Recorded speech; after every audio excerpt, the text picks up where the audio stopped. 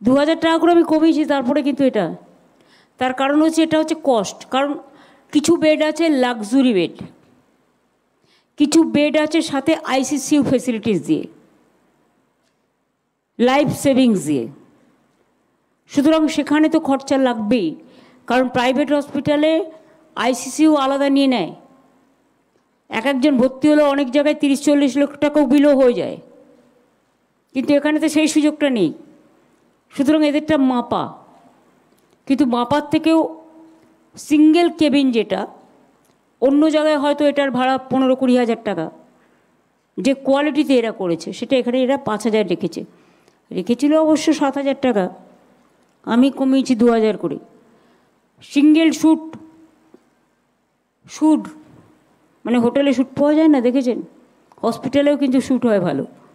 সুতরাং বাড়ির লোকজন থাকবে, বসবে, নানা রকম ব্যাপার আছে, খাওয়া দাওয়া থাকা। 8,000 টাকা। এইচডিউ মানে অল ফেসিলিটিস নিয়ে, যেগুলো লাইফ সেভিংস ফেসিলিটিস নিয়ে, সেটা হচ্ছে 12,000 টাকা। আর আইটিইউ ফেসিলিটিস সমেত 15,000 টাকা।